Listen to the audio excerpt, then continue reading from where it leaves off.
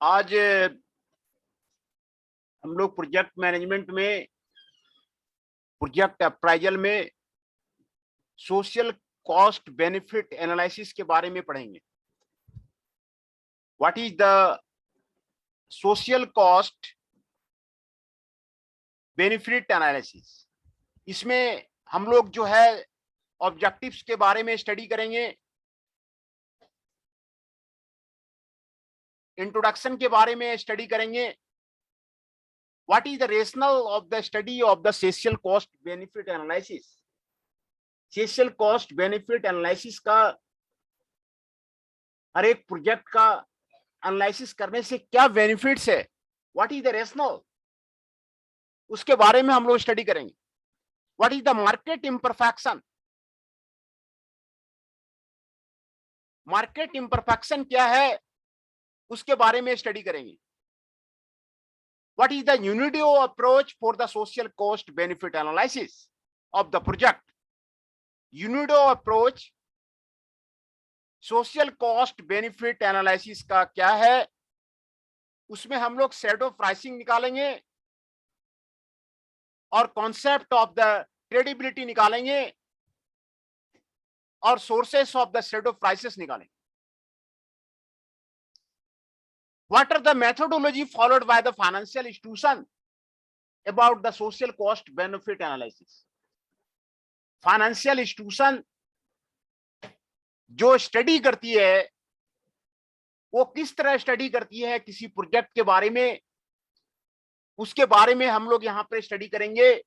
और ये financial institution का स्टडी किसी भी प्रोजेक्ट के लिए आपको डिसाइड रखता है, मायने रखता है।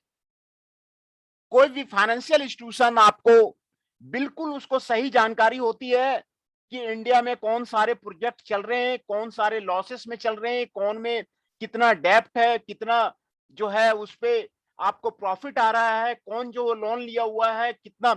ये फाइनेंशियल इंस्टीट्यूशन का काम है। फाइनेंशियल इंस्टीट्यूशन बिल्कुल क्लियर आइडिया किसी कंपनी के बारे में रखती है। तो ये social cost benefit analysis financial institution के थ्रू किसी भी प्रोजेक्ट का आपको हो जाएगा। लिटिल मिररलेस अप्रोच, इसके बारे में हम स्टडी करेंगे। Then the summary, what are the keywords are there, what are the review questions and the what are the further reading in the case of the social cost benefit analysis. Further reading में आपको कहां कहां क्या पढ़ना है। अगर social cost benefit analysis में आपको प्रोजेक्ट करना है, आपको कोई रिसर्च पेपर लिखना है, तो फर्दर रीडिंग का जितने आपको मटेरियल्स दिए हुए हैं उसके बारे में आप स्टडी कर लीजिए। एंड रिव्यू क्वेश्चंस आपको दिए हुए हैं जो कि आपको यूनिवर्सिटी में, आपको डिफरेंट यूनिवर्सिटी में आपको आते हैं। तो these are the objectives of the today's study of the social based social cost benefit analysis of the project. हम लोग प्रोजेक्ट अप्राइजल के बारे में कर रहे हैं कि पहले प्रोजेक्ट अप्राइजल करना चाहिए। हर एक एंगल से प्रोजेक्ट अप्राइजल कीजिए कि भाई प्रोजेक्ट जो लगाना है उसका पहले से ही अप्राइजल लगा दीजिए, क्योंकि आप फाइनेंस लगाएंगे, फाइनेंस के पहले, लगाने के पहले वो सारा अप्राइजल कर लीजिए। Rational for the social cost benefit analysis is there. Sir हाँ बताइए, अप्राइजल क्या है? क्या कह रहे? अप्राइजल सर की बात बताइए, क्या है ये? प्राइजन, अप्राइजल, अप्राइजल सर। अच्छा project appraisal. Yes project sir. Appraisal का मतलब है प्रोजेक्ट को जो है रिव्यू करना, प्रोजेक्ट का एनालिसिस करना। ये जो आपको ये मेथड दिए हुए हैं, जो हम लोगों ने मार्केट एनालिसिस किया, टेक्निकल एनालिसिस किया, ये प्रोजेक्ट अप्राइजल है। प्रोजेक्ट को जो है एनालिसिस करना, एनालिसिस बोल सकते हैं। तो ये किसी प्रोजेक्ट को लगाने के पहले अगर ये आप एनालिसिस आप कर लेंगे ना, अप्राइजल कर लेंगे ना, तो आपका प्रोजेक्ट कभी आपको फेल्यूर नहीं होगा। यही कहने का मतलब है ना। जो आपको मेथड यहाँ पे आपको दिया हुआ है, इस मेथड से आप कोई भी प्रोजेक्ट, अक्सर जो है आप सुनते होंगे कि स्मॉल स्केल इंडस्ट्री है वो घाटे में चल रही है। कल मैंने आपको टेक्निकल एनालिसिस का आपको बताया हुआ था, तो उसमें आपको क्लियर कट मैंने बता दिया था कि वो टेक्निकल एनालिसिस करते नहीं है, अपना कंपनी का जो है एनालिसिस करते नहीं है, इसी से वो घाटे में चल रही है, कंपनी बंद हो रही है।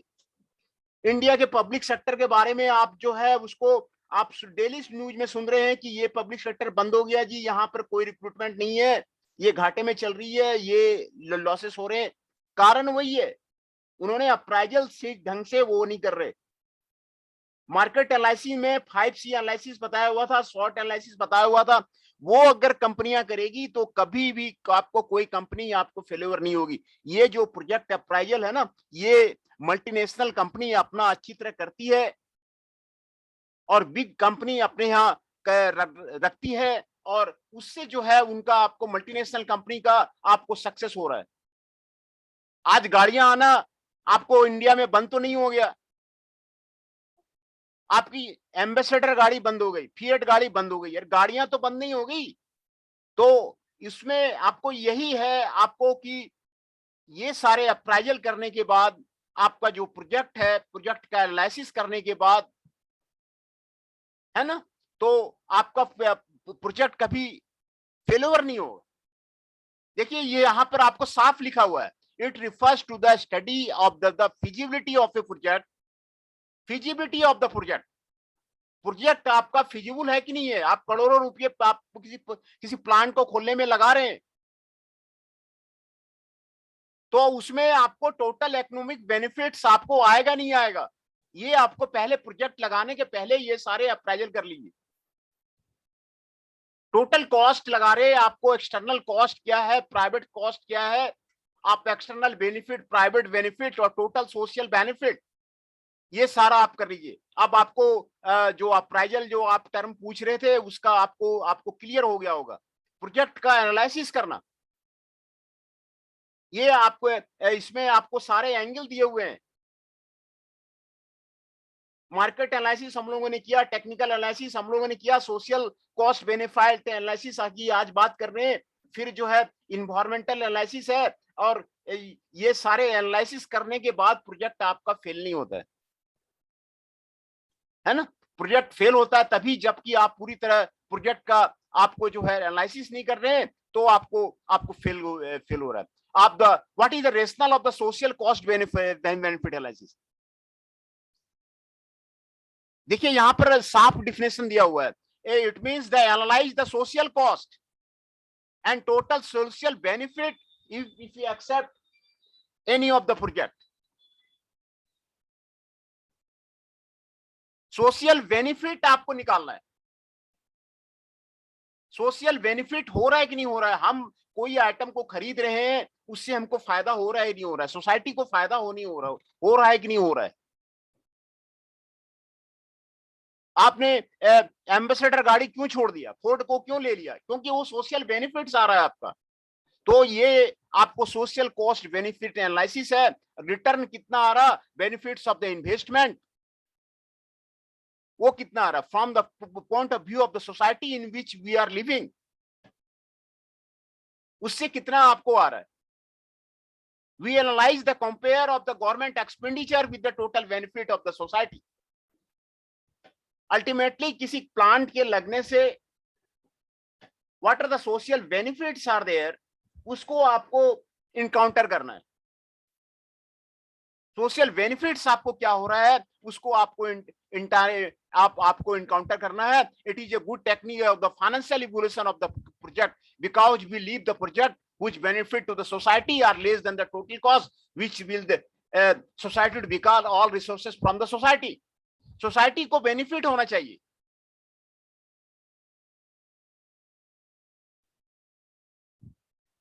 What are the social cost, कोई भी आइटम आप ले रहे हैं तो आप जब भी खरीदते हैं तो आपको लगता है कि हम कोई मोबाइल ले रहे हैं, कोई ले रहे हैं, तो उससे हमारा सोशल जो है बेनिफिट हो रहा है, उसे हमें कोई कह नहीं रहा है कि ये मोबाइल लिया वो खराब है। तो सोशल बेनिफिट्स को आप देखिए, सोशल कॉस्ट को देखिए कि वो सोशल कॉस्ट आपको कितना हो रहा है। ये वो पब्लिक को आ रहा है कि नहीं आ रहा है? Now what are the market imperfection?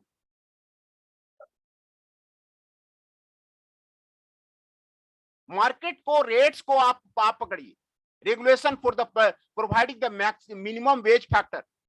आप कहीं प्लांट लगाएंगे तो कहीं प्लांट लगेगा तो वहां का जो पीपुल है उसको बेनिफिट होगा, उसको जो है जॉब मिलेगा।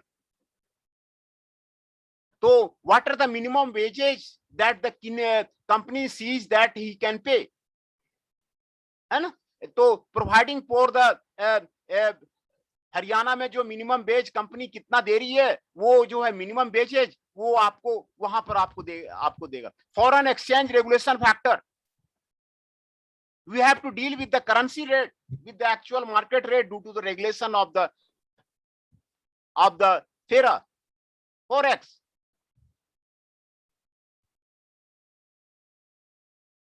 Rationing factor, raw material prices are the controlled by the government, may increase the project cost. अभी मार्केट में जीएसटी आपको लगा दिया है, वो आपको रेशनिंग फैक्टर है। This is control by the government.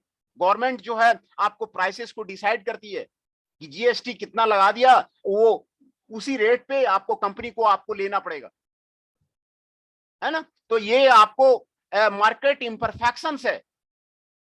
दूसरा आपको एक्सटर्नलिटी है। Externality are the non-cash benefits which an organization suffer or get if you start the project.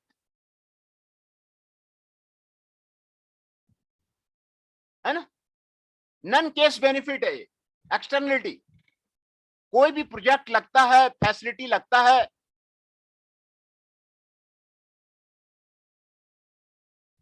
तो प्रोजेक्ट लगने के बाद वहां पर रोड बन जाता है ना?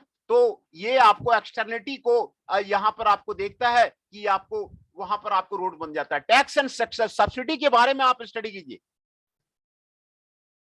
डिफरेंट गवर्नमेंट आपको स्टेट का टैक्स एंड सब्सिडी कि आपको क्या क्या दे रही है। आप हिमाचल में प्लांट लगाते हैं, उत्तराखंड में लगाते हैं, आपको महाराष्ट्र में लगाते हैं, कहां आपको किस तरह का टैक्स में और सब्सिडी में गवर्नमेंट से मिल रहा है। सब्सिडी देना, टैक्स एंड सब्सिडी देना, प्रमोट करना सबसे गवर्नमेंट का जो है सबसे अच्छा काम है। गवर्नमेंट का जो प्लानिंग है, आपको जो गवर्नमेंट का प्लानिंग है वो this is about the tax and subsidy. Government को ऐसा करना चाहिए कि आपको यहाँ पर फैक्ट्री लगाना है, हमको डिफरेंट टाइप के टैक्सेस लगते हैं, वो टैक्सेस हम कम कर देते हैं। इलेक्ट्रिसिटी बिल का वो हम कम कर देते हैं, जो आपको डिफरेंट टैक्स है वो हम कम कर देते हैं। आपकी प्लांट अगर अच्छा कर रही है, स्टेट में अच्छा कर रही है, हम सब्सिडी प्रोवाइड कर देंगे, सब्सिडी में आपको रॉ मटेरियल दे देंगे। तो tax and subsidy is the one of the best motivating factor for the project. Tax and subsidy पे हमारे कई पेपर जो है आप उसको सर्च कर सकते हैं, हमारे आए हुए हैं। Tax and subsidy, R&D subsidy, आप उसमें डाल दीजिएगा गूगल में, वो आ जाएगा। टैक्स एंड सब्सिडी जो है वो प्रमोट करता है। कोई भी आदमी जो इंडस्ट्री लगाता है ना, उसको अगर सब्सिडी किसी तरह का मिल गया ना, रॉ मटेरियल की सब्सिडी मिल गई, किसी तरह की मिल गई, तो वो वहीं पे प्लांट लगाएगा और वो मोटिवेट हो जाता है। तो ये टैक्स एंड सब्सिडी की जो पॉलिसी है सबसे बेस्ट पॉलिसी है अब जो है। तो ये आपको यहां पर आपको आता है। What is the net benefit to the society from the project? Net benefit आपको क्या आ रहा है? Net benefit of the project in term of the economy. जो सोसाइटी को कहीं पे प्लांट लगता है ना, तो वहां की जो सोसाइटी है उसको बेनिफिट मिलता है। तो वो प्रॉफिटेबिलिटी प्रोजेक्ट से आपको क्या आ रहा है? कोई भी प्लांट कहीं पे लगेगा तो वहां के लोगों को जॉब मिलेगा, वहां जो है ट्रांसपोर्टेशन आपको सुधर जाएगा, वहां का जो है इलेक्ट्रिसिटी आपको सुधर जाएगा, वहां हर एक तरह के फैसिलिटी आपको सुधर जाएगा। तो व्हाट इज द उसका इकोनॉमी में सोशल बेनिफिट्स जितना ज्यादा रहेगा ना, वो प्लांट उतना सर्वाइवल करेगा। People will like that plant will remain here. People को फायदा होगा ना, तो पीपुल जो है ऑटोमेटिकली जो है वो चाहेगा कि वो प्लांट और ग्रो करे। एक प्लांट इसने लगाया, दूसरा प्लांट भी लगा दे, सारे सारे लोगों को एम्प्लॉयमेंट मिल जाएगा और जो है हमारा गांव जो है सुधर जाएगा। तो ये जो है आपको सोशल बेनिफिट है, सोशल बेनिफिट है। Impact of the project on the income distribution, total net benefit of the society to the project.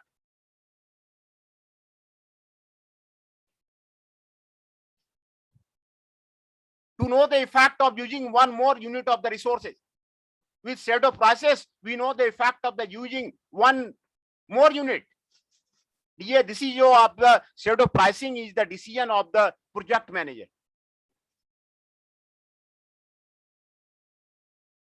Extra unit of the resources, economic analysis करना आपको जरूरी है। Economic analysis, investment of the project for the economy of the whole company, ये आपको जरूरी है। हर एक इंडिविजुअल प्रोजेक्ट्स को नेशनल ऑब्जेक्टिव पे, allocation of the ratio sector पे आप उसको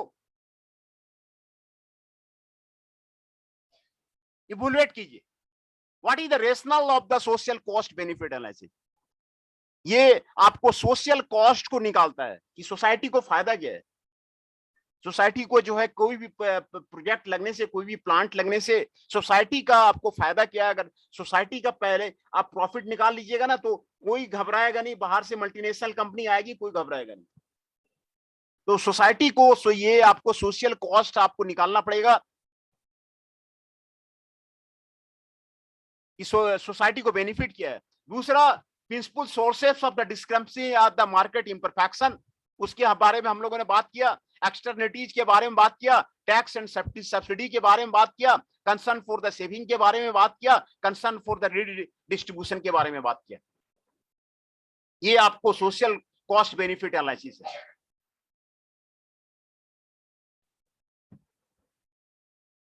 market imperfection, market prices reflect the social value under the condition of the perfect condition. Haryana जो है रिच स्टेट बन गया। क्यों बन गया? क्योंकि वहां पे मारुति है, होंडा है, जेसीबी है, कई कंपनियां हैं। तो this become the one of the richest state. तो इससे आपको सोशल बेनिफिट हो जाता है ना। तो इसमें सोशल बेनिफिट में आपको मिनिमम वेजेस के बारे में डिस्कस करना है, फॉरेन एक्सचेंज रेगुलेशन के बारे में डिस्कस करना है, एक्सटर्नल बेनिफिट आपको यहां पर आपको बताया हुआ है ना। Tax and subsidy, taxes and subsidy, tax and subsidy के बारे में आपको बताया कि taxes are the money cost, subsidy are the money gains. Subsidy आपको मनी गेन्स, ये गवर्नमेंट की पॉलिसी होना चाहिए। कोई कंपनी अभी यहाँ पर लगेगा, यहाँ पर या आप उसकी प्रोडक्टिविटी बढ़ रही है, उसको सब्सिडी प्रोवाइड किया जाए। We will provide the company to the raw material on the subsidy, we will provide the electricity bill on the subsidy, we will provide for the road tax on the subsidy. तो ये आपको social cost benefit analysis है। This is the social cost benefit analysis. UNIDO approach or the little marriage approach, calculation of the financial profitability measured at the market prices. Financial profitability निकालना जरूरी है किसी company को, तभी वो company आपको grow होगा। Net benefit of the project in terms of the economic prices, ये आपको निकालना जा रहा है। Impact of the project on the saving and investment के आपको क्या होगा वो आपको निकालना है। Impact of the project on the income distribution of the people, impact of the project on the merit goods and the demerit goods. What are the merit goods are there, उसका impact क्या हो रहा है society पे। तो ये आपको 5 stages आपको बता रहा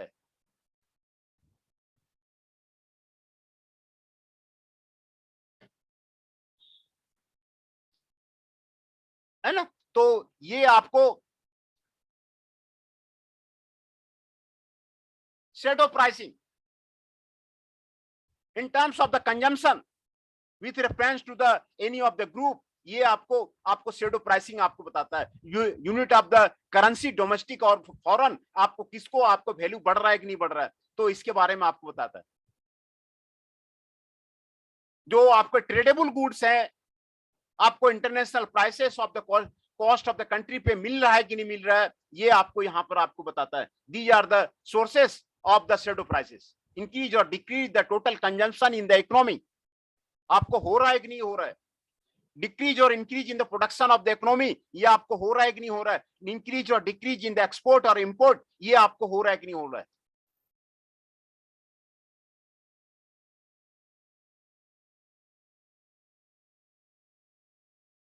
है ना, तो ये आपको sources of the shadow prices है। तो अब मैं पहले आपका अटेंडेंस आपका ले लेता हूं।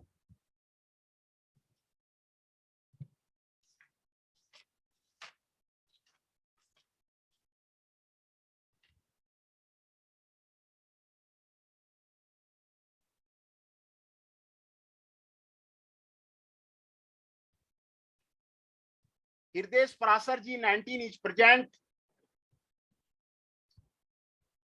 41 Shekhar ji is present.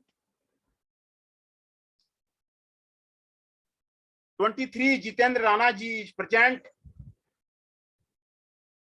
Akash Pawar ji 3 is present. Ankit Sharma ji 6 is present. Chandan Shah ji 8 is present. Gaurav Kumar ji 16 is present. Himanshu ji 17 is present. Pawan Negi ji 30 is present.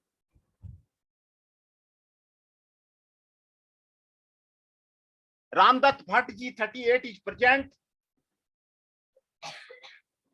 Rishabh Nayak ji 54 is present.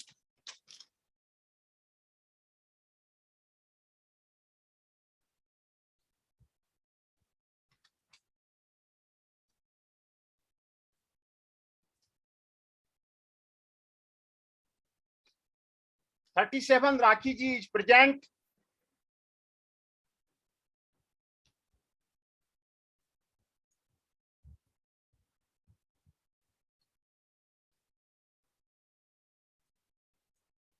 जो प्रेजेंट है फिर से मैं दोबारा बोल देता हूं। Hriday Parashar ji 19 is present. 41 Shekhar ji is present. 23 Jitendra Rana ji is present. Akash Pawar ji 3 is present. Ankit Sharma ji 6 is present. Chandan Shah ji 8 is present. Gaurav Kumar ji 16 is present. Himanshu ji 17 is present. Pawan Negi ji 30 is present. Ramdatt Bhatt ji 38 is present. Rishabh Nayak ji 54 is present and 37 Rakhi ji is present.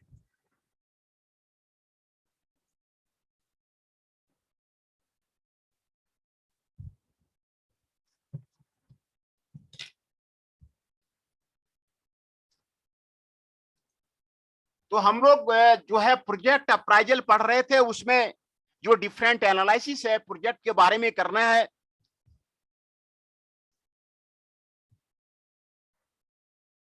तो उसके बारे में हम लोग यहाँ पर हम लोग स्टडी कर रहे हैं, है ना।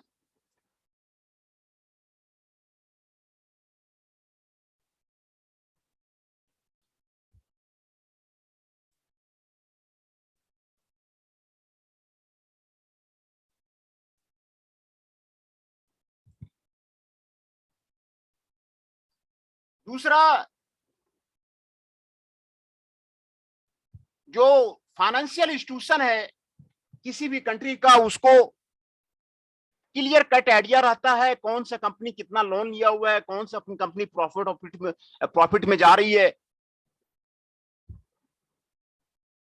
तो ये जो आपको फाइनेंशियल इंस्टीट्यूशन है वो आपको काफी हेल्प करती है किसी कंपनी को जानकारी देने में। तो ये जो आपके जो फाइनेंशियल इंस्टीट्यूशन है वो आपको काफी रोल अदा करता है किसी के बारे में। आपको इंटरनेशनल मॉनेटरी फंड है, वो आपको काफी रोल अदा करता है आपको जो है वो जानने में, किसी कंपनी की क्या हालत है उसको जानने में आपको काफी हेल्प करता है। वो आपको कैसे हेल्प करता है? वो फ्रेमवर्क डिसाइड करता है टेक्नोलॉजी रिलेटेड प्रोडक्ट का, ट्रांजैक्शन रिस्क क्या है, स्ट्रैटेजिक रिस्क क्या है, रेपुटेशन क्या है, कंप्लायंस क्या है, ये सारा वो आपको डिसाइड करती है। और दूसरा क्या क्या थ्रेट्स है, इंफॉर्मेशन इंटीग्रिटी रिस्क क्या है, बिजनेस कंटिन्यूटी रिस्क क्या है, वेंडर मैनेजमेंट रिस्क क्या है।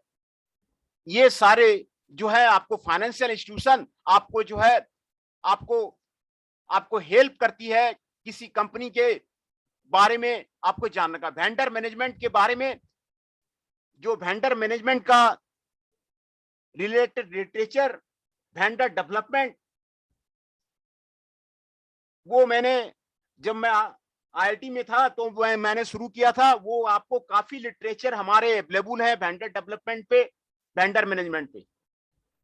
बिना वेंडर डेवलपमेंट का आप कोई कंपनी आप स्टैब्लिश नहीं कर सकते। मारुति के कई वेंडर्स हैं थ्रू आउट द, आपको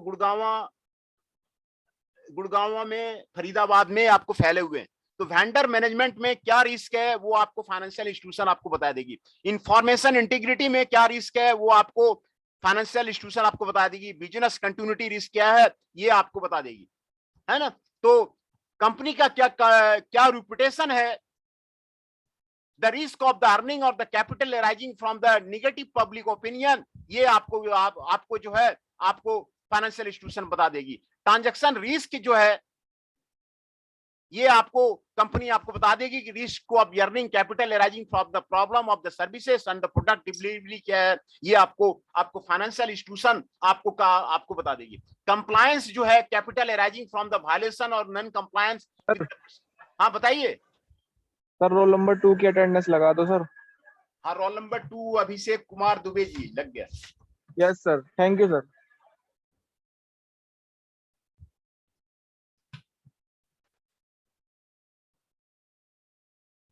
है ना।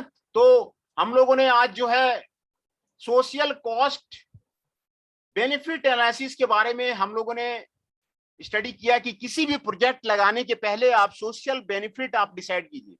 What is the benefit to the society. Yes sir.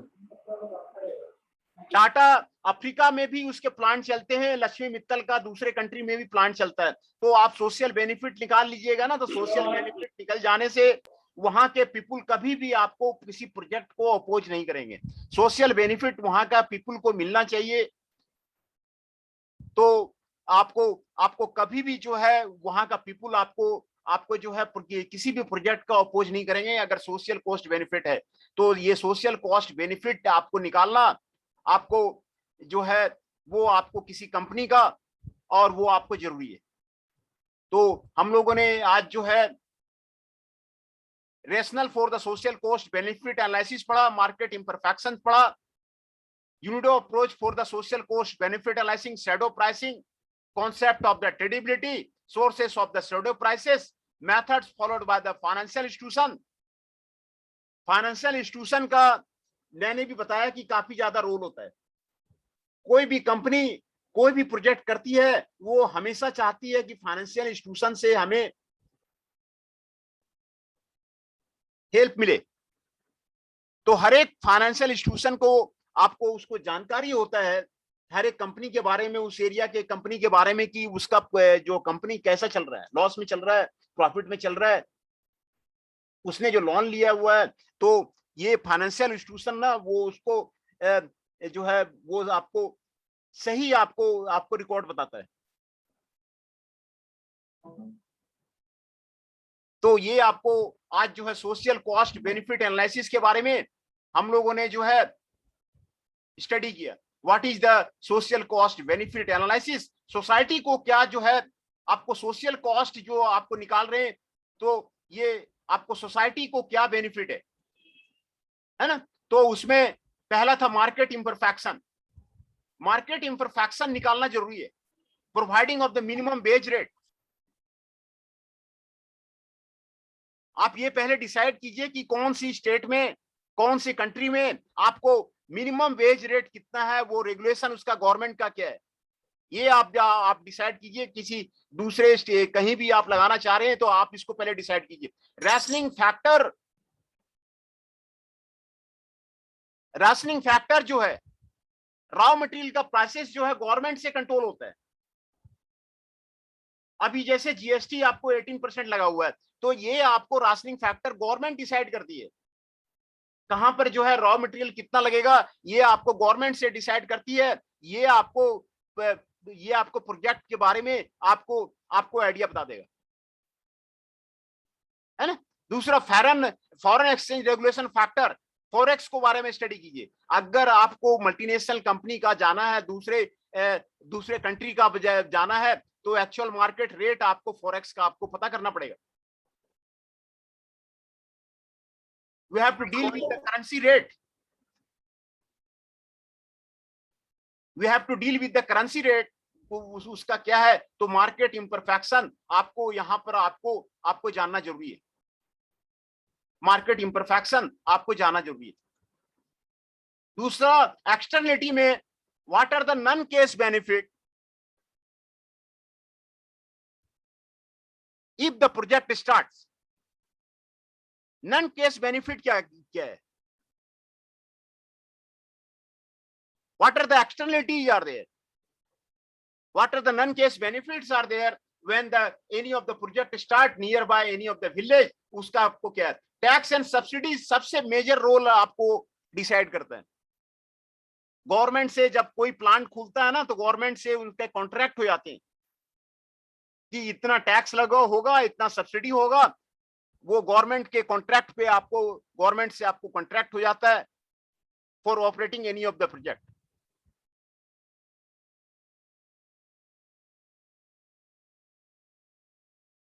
तो टैक्स कितना लग रहा है, सब्सिडी कितना मिल रहा है,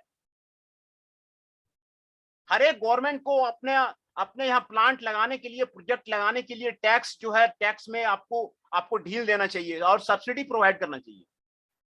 डिफरेंट टाइप की सब्सिडी आप जो है प्रोवाइड करना चाहिए। अगर आपने कोई नया प्रोडक्ट बना लिया है, ऐसा आइटम बना लिया है कि आप जो है आप विदेशों को भेज सकते हैं, आप फॉरेन से मनी अर्न कर सकते हैं, तो गवर्नमेंट को चाहिए कि उसको सब्सिडी दे दिया जाए, उस कंपनी को सब्सिडी दे दिया जाए। R&D सब्सिडी से काफी फर्क पड़ता है। R&D सब्सिडी से किसी कंपनी का काफी फर्क पड़ता है। अगर गवर्नमेंट जो है सब्सिडी देती है ना, तो काफी फर्क पड़ता है। तो टैक्स एंड सब्सिडी आपको बहुत ही मोटिवेटिंग फैक्टर है for establishing any of the plant. कौन सा स्टेट आपको टैक्स एंड सब्सिडी में आपको ढील देता है, सब्सिडी कहां ज्यादा मिल रही है आपको, वहां पर आपको गवर्नमेंट पे आपको डिपेंड करता है। तो उसमें आपको इन टर्म्स ऑफ द प्रोजेक्ट आपको क्या सेविंग हो रहा है, impact of the project on the saving and investment में आपको क्या हो रहा है, impact of the project on the income distribution में आपको क्या हो रहा है, ये सारा आपको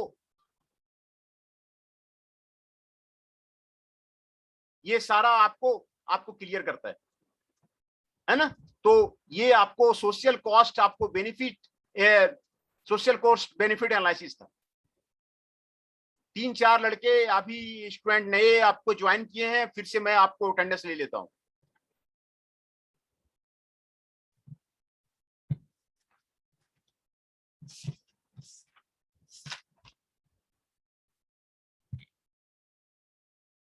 अंकित Sharma ji 6 is join now. चंदन शाह जी 8 का है बना हुआ। हिमांशु पुंडीर जी अभी नया ज्वाइन किए हैं। नंदिनी जी अभी नए ज्वाइन किए हैं।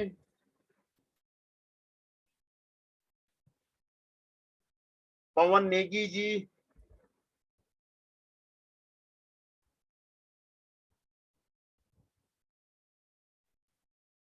अभिषेक कुमार द्विवेदी।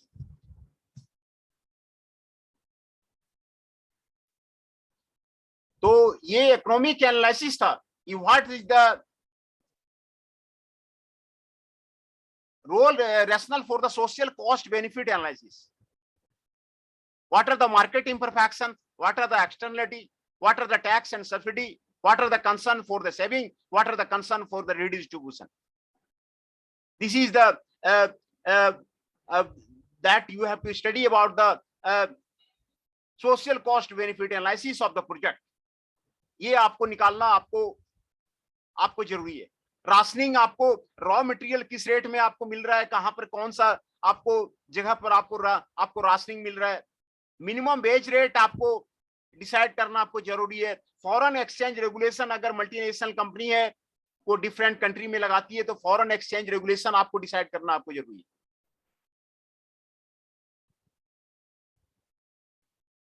ये आपको फाइनेंशियल कॉस्ट बेनिफिट एनालिसिस है. टैक्स एंड सब्सिडी, वो मैंने आपको बताया, taxes are the monetary cost, वो बिल्कुल मॉनेटरी कॉस्ट है.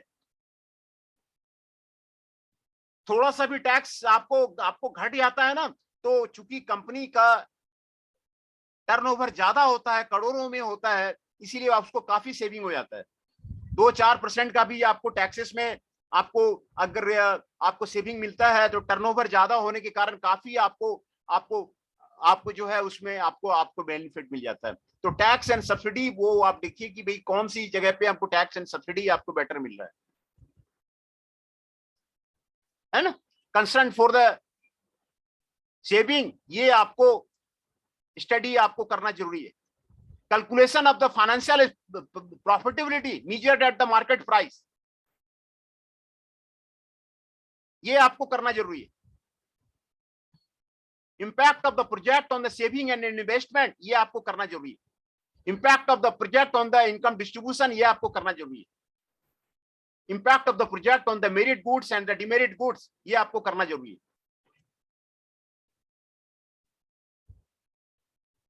है ना. तो ये आपको शेडो प्राइसेस आपको निकालना, ये आपको सोशल कॉस्ट बेनिफिट एनालिसिस आपको निकालना, ये आपको जरूरी है. यूनिडो अप्रोच आपको लगाना आपको जरूरी है ना. तो